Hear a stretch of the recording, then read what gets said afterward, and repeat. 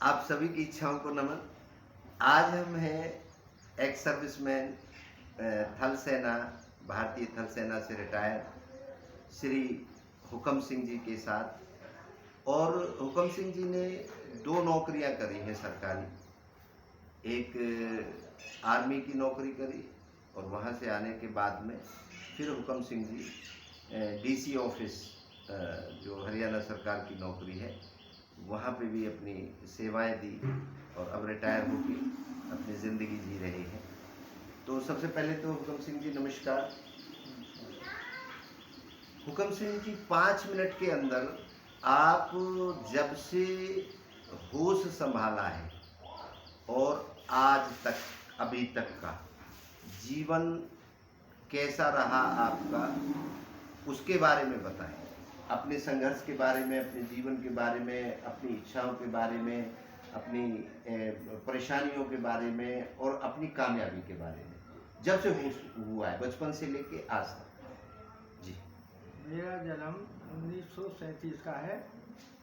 उसके बाद जब 1947 की लड़ाई थी तो जब मैं तकरीबन 10 साल का था, और उसी टाइम से मैंने अपने जीवन में बहुत मेहनत की। उस मेहनत के कारण ही मैं आर्मी में सिलेक्ट हुआ। उसके बाद 1962 की लड़ाई में अपॉइंटमेंट हुई। 1965 की 2 लड़ाई रही। उसके बाद 1967 में चाइना के साथ, जो मैं सिक्किम में सर्विस करता था। उसके बाद फिर दोबारा मैं राजस्थान में गया और 1971 में मैं पाकिस्तान के अंदर 60 किलोमीटर अंदर था, और जो मुझे जॉब दिया मैंने बड़ी मेहनत से किया और गांव का नाम रोशन किया है कि।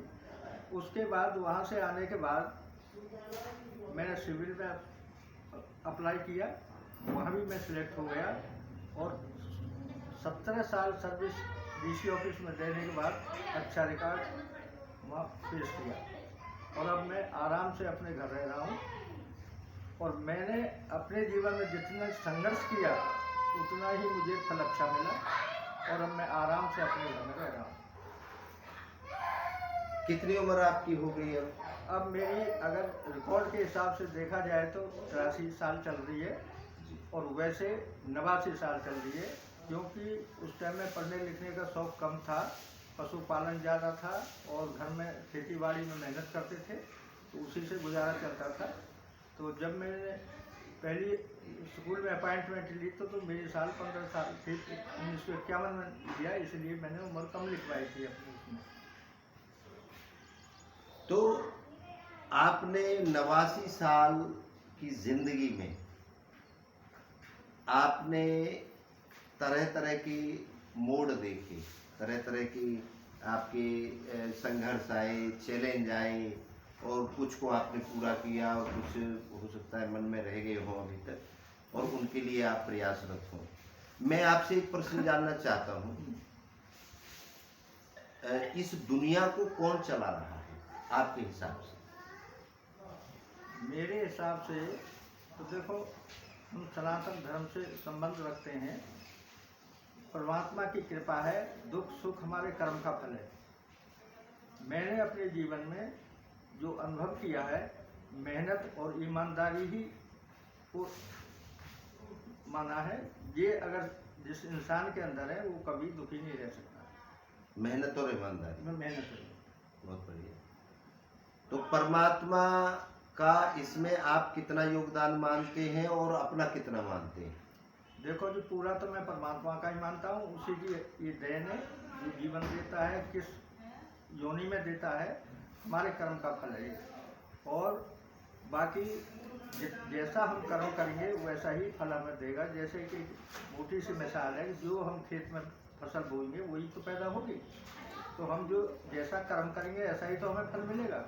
तो इसलिए मैंने तो अपने जीवन में यही सोचा है कि अच्छा भलाई किसी के साथ करो, बुराई मत सोचो, और ईमानदारी से काम करो। बहुत बढ़िया।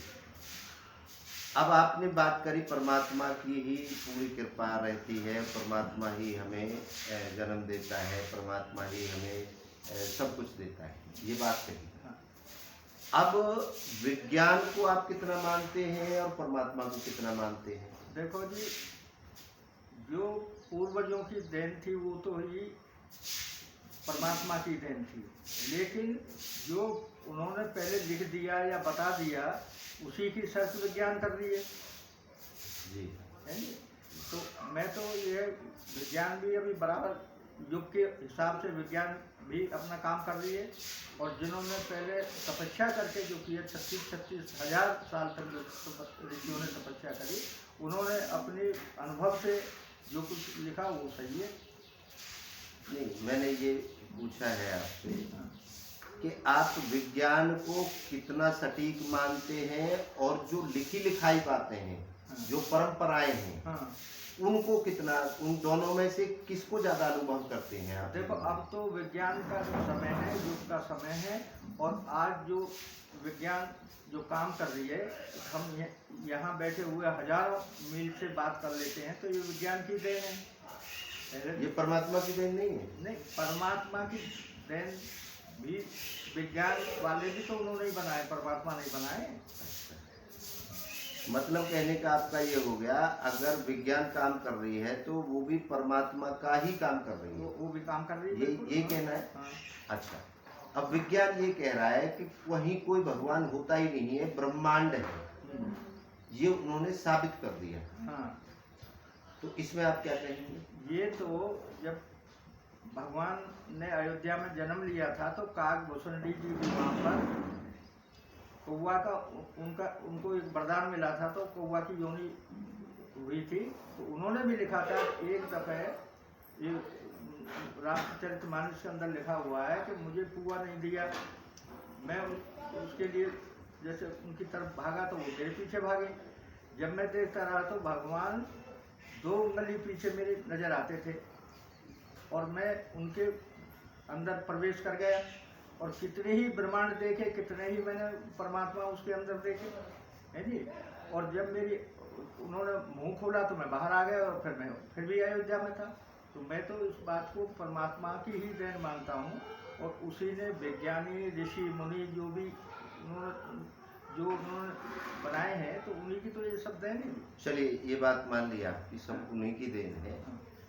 विज्ञान ये कहता है कि हम किसी परमात्मा ने पैदा नहीं किए, हमारे माताजी से हम पैदा हुए, ये सत्य है। हाँ, ये तो सत्य है। माताजी से पैदा हुए, पिताजी के बीज से पैदा हुए, ये सत्य है। मानते हैं इस बात को? ठीक है। अब वो ये कह रहा है विज्ञान के करोड़ों शुक्राणु, एक दौड़ लगाई करोड़ों शुक्राणुओं ने एक लक्ष्य को पाने के लिए, गर्भाशय तक। हाँ। और करोड़ों शुक्राणुओं में सबकी यही इच्छा थी कि हम लक्ष्य को प्राप्त करें। जैसे आप किसी एक नौकरी के लिए, ठीक है, अब करोड़ों में से एक हम हैं, मतलब हमने करोड़ों को हरा दिया या पीछे कर दिया या पहुंचने नहीं दिया, तो हमारी इच्छा ज्यादा प्रबल थी, इसलिए हम अपने लक्ष्य तक पहुंच गए। एक वैकेंसी थी, ठीक है, और करोड़ों उसमें पार्टिसिपेट। बिल्कुल।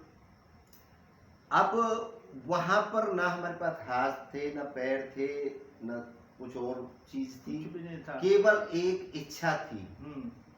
और उस इच्छा को लेके हम आज मानव रूप में इस धरती पर हैं, जो हम बोल पा रहे हैं, सुन पा रहे हैं, कह पा रहे हैं, अनुभव कर पा रहे हैं।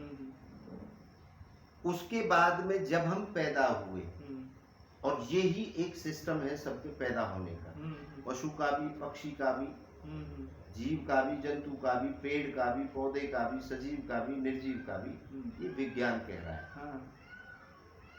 वो ये कह रहा है कि केवल इच्छा है हमारे अंदर, और सबके अंदर इच्छा है। जैसे पशु है तो उसको भी भूख लगती है, उसकी इच्छा है, बेशक उसके अंदर खोज करने की वो नहीं है हमारी तरह, आदमी की तरह। रक्षा करने की उसकी भी इच्छा है कि अगर उसको कोई डंडा लेके भागे या कुछ करे, कोई अटैक करे, तो वो बचना चाहता है।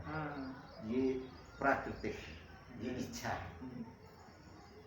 प्रजनन करने की, ये एक से अनेक होने की, ये भी उसकी इच्छा है पशु की। मेरा भी परिवार बढ़े, मैं भी अपनी फीमेल, मेरा भी मतलब कोई दोस्त बने, मैं उसके साथ में अपना मिल करके अपने परिवार को, जैसे मैं आया हूँ मैं भी आगे वंश वृद्धि जिसे हम कहते हैं। विज्ञान ये कह रहा है कि हम इस प्रोसेस से आए, इस प्रोसेस में हमें कभी भी कोई आदमी ऐसा नहीं मिला, भगवान मानते हैं जिसको हम, कि वो ये कह रहा हो कि ये लो टच कर दिया हो हमने। ये हमारी धारणाएं हैं, ये हमारी परंपराएं हैं, ये हमारी सुनी सुनाई बातें हैं जो हमें बुजुर्गों से मिलती रही हैं, क्योंकि इंसान का जो विचारधारा रही है वो खोज ही रही है। क्यों? एक पहले वो कपड़े नहीं पहनता था, तो इंसान ने खोज करी कपड़े पहनने की। वो पहले वो कच्चा मांस खाता था, फिर उसने खोज करी अग्नि की, उनको रगड़ा। तो इंसान की अगर ग्रोथ हुई है कहीं, तो आज अगर इंसान दौड़ रहा है, भाग रहा है, उड़ रहा है, तो वो इंसान की इच्छा की वजह से हुई है कि उसकी इच्छा हुई कि मैं भी पक्षी की तरह उड़ूं, और उसने उस पर प्रयास किया और आज सफल हो गई। ये किसी परमात्मा की कोई देन नहीं है, ना ही कोई परमात्मा होता। जैसे आपने कहा आप सनातनी है, तो सनातनी केवल दुनिया के 1% है, ठीक है। वो मानते हैं भगवान को, लेकिन 18% लोग ऐसे हैं जो ना किसी मान्यता को मानते, ना किसी भगवान को मानते, ना किसी परंपरा को मानते। वो सिर्फ अपने आप को मानते हैं कि मैं ही हूं और मेरी इच्छा है, मैं ही हूं और मेरी इच्छा है। तो कभी आपने ऐसा एक कौन सा चीज महसूस करी है हर समय जो हमारे साथ रहती है? परमात्मा रहता है, या अनुभव की बात बतानी है इसमें, परमात्मा रहता है या हमारे साथ में परंपरा रहती है, या हमारे पास में कोई और मान्यता रहती है, या हर समय हमारे साथ इच्छा रहती है? हमारे साथ हमेशा इच्छा रहती है कि मैं ये भी करूं, या ये भी खाऊं, ये पीऊं, ये पहनूं, उड़ूं। इच्छा के अनुसार ही सारा काम चलता है। तो जो विज्ञान कह रहा है कि इच्छा रहती है केवल जब तक मरता है आदमी, बुढ़ा हो जाए, बेशक आखिरी सांस हो, तब तक इच्छा उसके साथ रहती है। हाँ, इच्छा उसके साथ ही रहती है, और इच्छा के ही अनुसार वो दुख भी भोगता है। अगर दुख और सुख की मैं बात ही नहीं कर रहा हूँ। अच्छा, मैं केवल एक चीज कह रहा हूँ, एक जो हमारे साथ रहती है। अब इच्छा मेरी हुई कि मैं आपका गला दबा दूं, ठीक है जी, मेरी इच्छा है। अब इसको आपके घर वाले, आपके बच्चे कहेंगे कि हमारा बाबा मार दिया, तो मेरी इच्छा थी, उनकी इच्छा ये है कि वो गलत है उनकी नजरों में, और मुझे आपसे बदला लेना है, इसलिए मैंने मार दिया, मेरी इच्छा पूरी हो गई। तो गलत और सही की वो तो हमारा देश, काल, परिस्थिति, कानून और वो सब तय करते हैं, वो हम नहीं करते। तो गलत और सही नहीं, मैं ये मानना चाहता हूँ, मैं ये पूछना चाहता हूँ आपसे, क्या इच्छा हर समय रहती है हमारे साथ या नहीं रहती? इच्छा हमेशा ही हमारे साथ रहती है, और इच्छा पर ही हम काम करते हैं। आत्मा कहते हैं, हमारा धर्म कहता है, कोई सोल कहता है, कोई कहता है कोई आत्मा फात्मा नहीं है। हम ये मानते हैं आत्मा होती है, ठीक है, हमारा धर्म मानता है। आपने कभी आत्मा को महसूस किया है या केवल इच्छा को हर समय महसूस किया है? मैं तो इच्छा को ही महसूस किया है, और आत्मा ही एक परमात्मा की देन है। और नहीं, ये तो अनुभव तो नहीं किया ना, अनुभव नहीं, ये तो सुना है आपने। हाँ, सुना है भाई, कोई चीज आपको बचपन से सुनाई गई है, कोई मंदिर है या भगवान रहते हैं, तो वो क्या है कि वो हमने पढ़ी है और सुनी है, और हमारे माँ बाप ने हमें दी है, परंपरा है। तो परंपराएं तो ये थी हमारी कि हम जानवरों के साथ में गाय पालते थे, और गाय का दूध पीते थे, गाय के बछड़ों से हम खेती करते थे। तो उन परंपराओं को हम क्यों नहीं मान रहे हैं, अगर हम परंपराओं की बात करें? क्योंकि समय का परिवर्तन है और साइंस का युग है। यहाँ पर पहले तो पशुओं से ही मतलब खेती बाड़ी सारा होता था, लेकिन इंसान ने अपनी बुद्धि से जो खोज की है, वो आजकल मशीनरी का युग है, सब मशीनरी से ही काम होते हैं। तो वो आदमी की इच्छा हुई, और इच्छा के अनुसार उन्होंने अपने काम किए, तो इसलिए तो परंपरा तो हमारे बुजुर्ग, अगर आप परमात्मा और आत्मा की बात है, वो आपने तो महसूस नहीं की, बुजुर्गों ने बता दिया।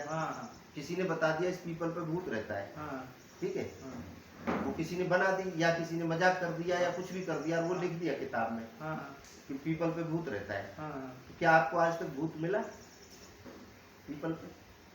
मुझे पीपल पे भूत नहीं मिला, जी लेकिन मैंने अपने जीवन में एक अनुभव किया था जी। और प्रैक्टिकल मैंने देखा था हम्म, कि मैं एक दफ़े साइकिल से जा रहा था, जी जोधपुर में था उस टाइम में, और सामने से एक झुग्गी में से एक आदमी निकला बड़े सफ़ेद कपड़ों में, जी। और मैंने बैटरी लगा रखी थी उसके ऊपर।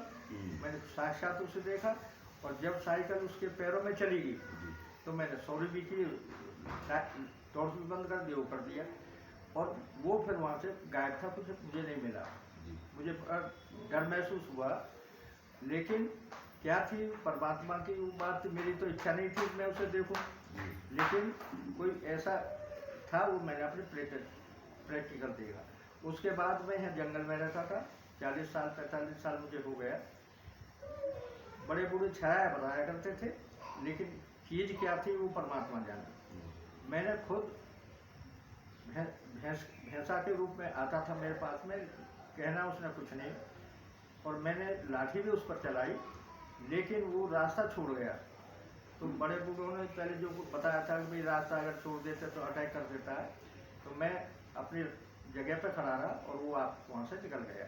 अब ये क्या चीज़ थी वो मैं नहीं जानता, बाकी ये है, ये तो मैंने अपने जीवन में भी अनुभव किया। ये कभी आप 1 रात 2 रात 3 रात जगे और भूखे रहे, इसके ऊपर मैं एक कहानी सुनाता हूँ आपको।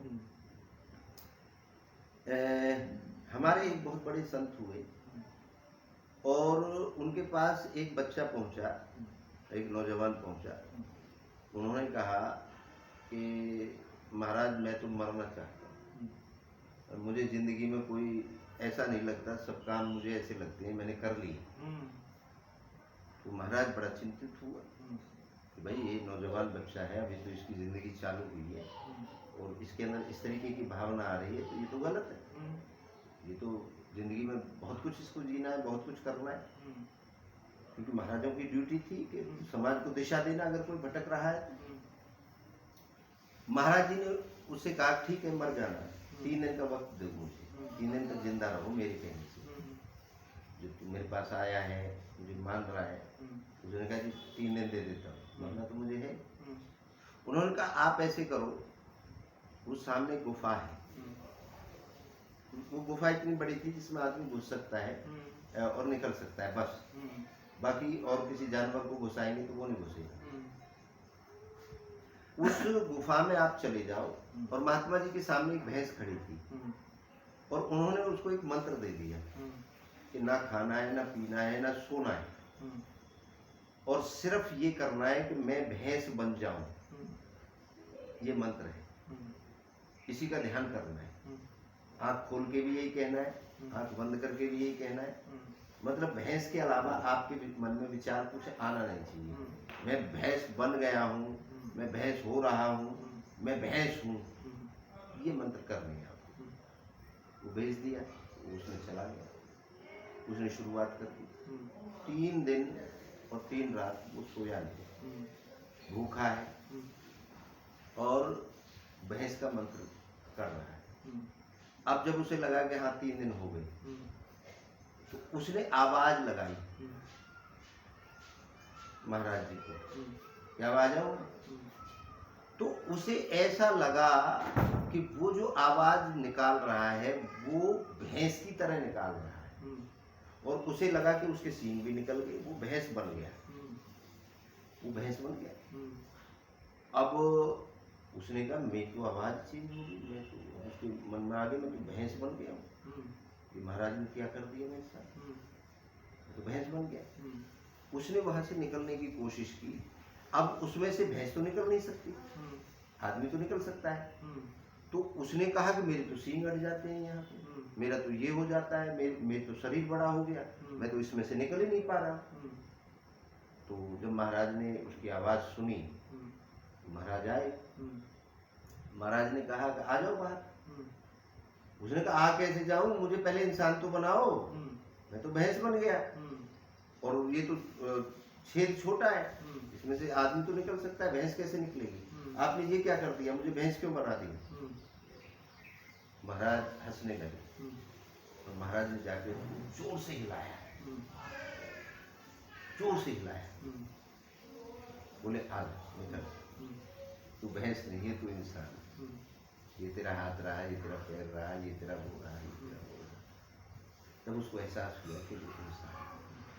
तो ये क्या होता है कि जिसका हम बार बार बार बार बार बार इल्यूजन हो जाता है। पीपल पे भूत रहता है, पीपल के नीचे मत निकलो, घी खा के मत जाओ, ये हमारे माँ बाप और सब बचपन से हमें सिखाते रहे।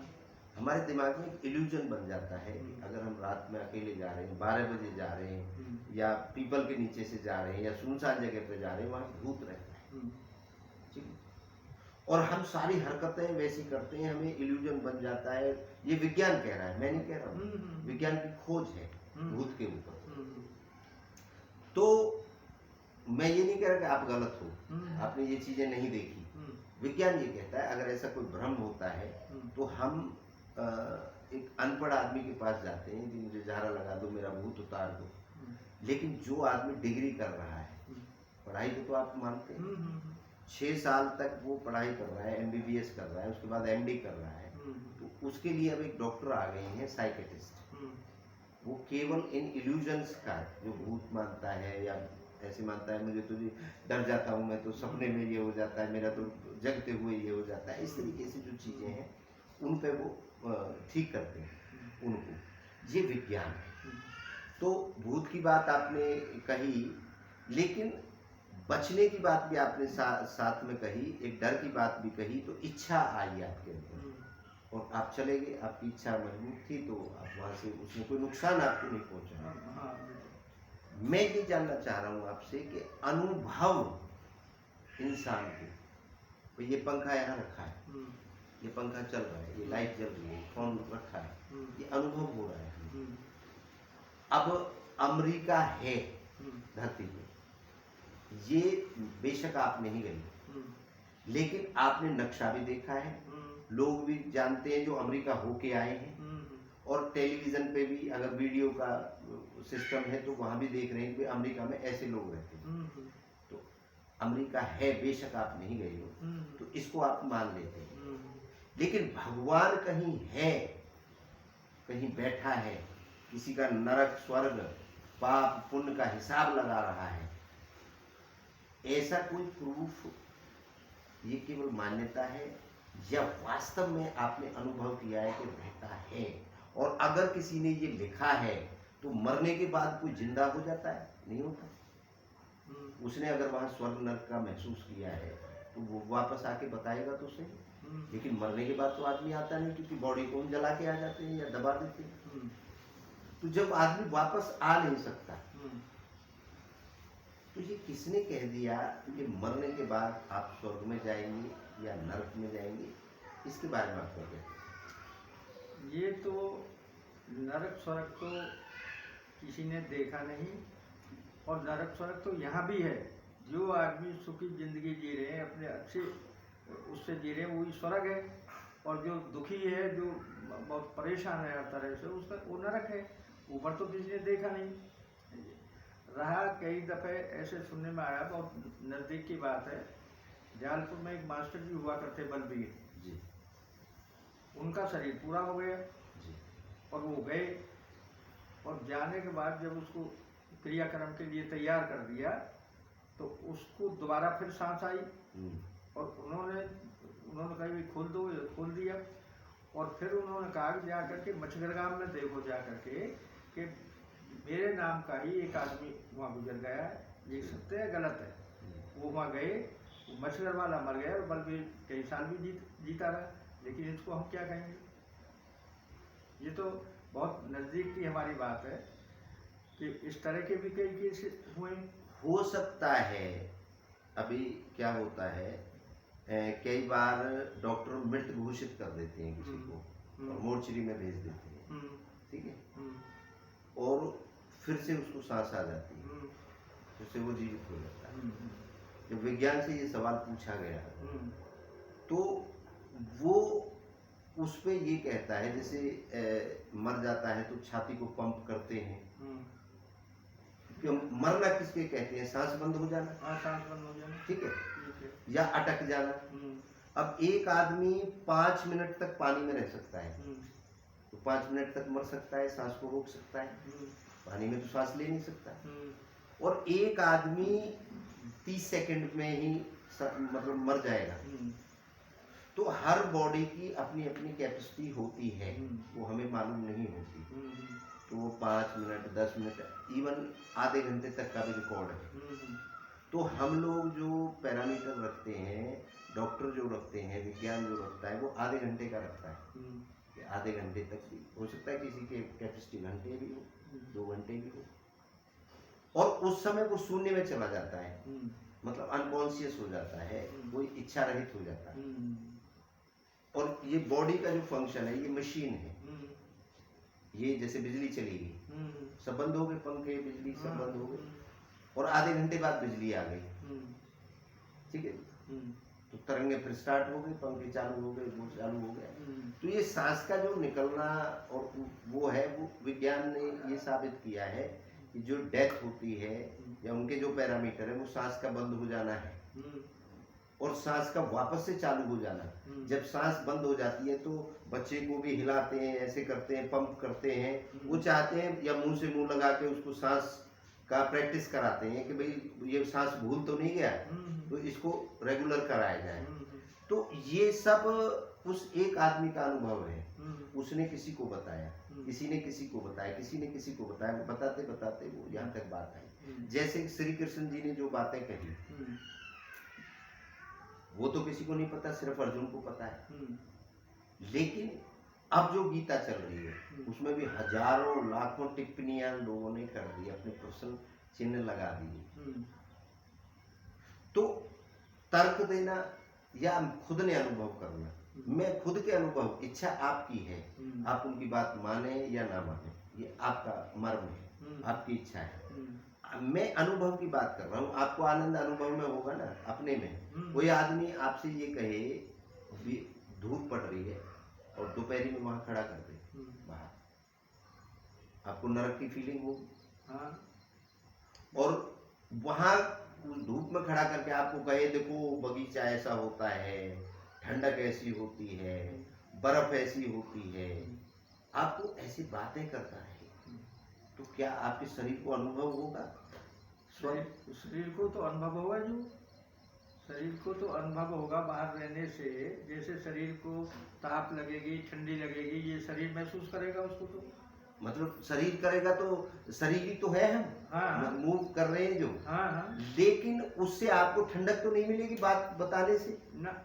लेकिन अगर वहां से आके आप यहाँ आ जाओ और यहाँ कितनी भी हम धूप की बात करें, लेकिन आपको तो स्वर्ग महसूस होगा। हाँ, बिल्कुल। तो अपने अनुभव से हम जिंदगी जीते, अपनी इच्छा से जिंदगी जीते। ठीक बात है। ठीक है जी। तो जिस चीज को हमने देखा नहीं, जिस चीज को हमने जाना नहीं, सुना है। भाई सुना है कि पनहेड़ा गांव की कावड़ लेने गए और ट्रक पलट गया और वो मर गए, हमने तो नहीं देखा। थोड़ी देर बाद में पता चला कि वो तो अफवाह थी। ठीक है, अभी हम दुख में थे, दुखी हो रहे थे इस बात को सुन के, भाई हमारे गांव के बच्चे के साथ हादसा हो गया, और अभी हमने कह दिया नहीं नहीं हमारे गांव के बच गए, तो हम खुश हो गए। खुश हो गए। ठीक है, तो हमने अनुभव तो नहीं किया, सुनी सुनाई बात थी। सुनी सुनाई बात पे ही हम दुखी हो गए, और सुनी सुनाई बात पे ही हम खुशी हो गए। ये विज्ञान ये कहता है कि एक कवि कल्पना करता है और वो युद्ध लड़ता है कल्पनाओं में, और वो जोश दिला देता है। अनुभव तो नहीं कर रहा वो, उसने कल्पना लिख दी, और फिर उन गानों को सुन करके और सब में जोश आ जाता है। ठीक है, लेकिन वो सत्य में तो नहीं था। बिल्कुल, वो एक कल्पना थी। हो सकता है कि हम जिनको पढ़ रहे हैं, जिन मान्यताओं को मान रहे हैं, जिस परमात्मा को मान रहे हैं, वो एक कल्पना हो सकता है। मतलब आपने तो अनुभव नहीं किया परमात्मा को। मैं तो उसको अनुभव नहीं किया। तो हो सकता है परमात्मा हो हाँ सकता है परमात्मा ना हो, ना हो, बिल्कुल। लेकिन ये पक्का है कि इच्छा है हमारे पास, ये पक्का है। इच्छा तो है। और जब तक आप आखिरी सांस लेंगे तब तक इच्छा रहेगी, बिल्कुल। ये विश्वास है आपको? हाँ, ये विश्वास है। जब से होश संभाला है तब से इच्छा है। हाँ। जब इच्छा है, हम अनुभव कर रहे हैं, तो अगर विज्ञान ये कह रहा है कि हम वो इच्छा है जो हम दौड़ लगाई थी हमने, और हम अपने माँ बाप के गर्भ से पैदा हुए हैं, ये विज्ञान प्रूव कर रहा है, हमें भी पता है ये माँ है इससे पैदा हुए हैं, ये बाप है इससे पैदा हुए हैं। तो अब आप आखिरी में कौन सी चीज पे आप भरोसा करते हैं, कौन सी चीज आपके साथ रहती है, वो बताएं। मैं तो इच्छा पर महसूस करता हूँ कि इच्छा ही आदमी की परवल है, और इच्छा से ही आदमी जीता है।